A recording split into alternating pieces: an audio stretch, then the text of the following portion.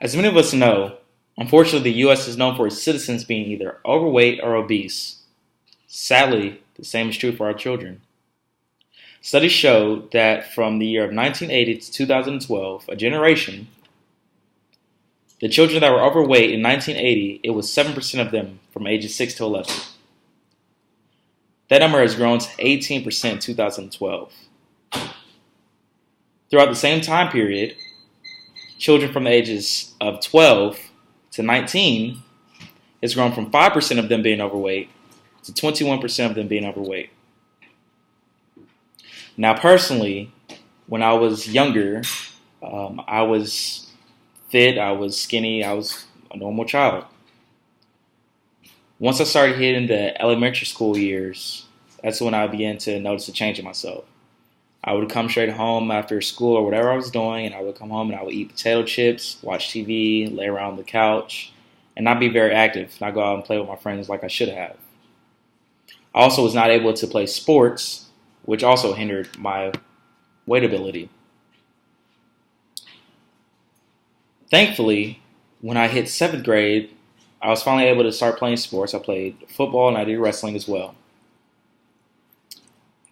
I began to lose some weight and I became healthier, but I still wasn't at a weight that I wanted to be at. But I had my coaches saying that I had to be a certain weight to be a lineman, so it was okay if I was that big, so I kept the weight on me. Now, in my sophomore year, I decided to give up wrestling because during my off season of football, I had to lose the weight for wrestling and gain it right back on my off season for wrestling for football. I decided it'd be a lot easier to keep the weight on me and just play football and give my 100% of football.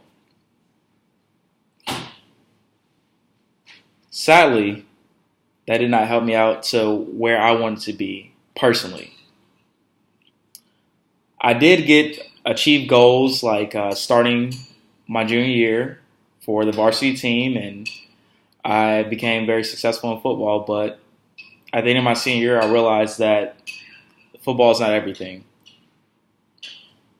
I did not like the way I looked in the mirror, so I decided to do something about it. I had a part-time job, and I decided to get a $10 membership with Planet Fitness. I worked out there for a year and started to lose weight. Then I moved on to another gym called Iron Beast. And I trained there for about a half a year to a year. I noticed that from when I started, my weight was 235 pounds.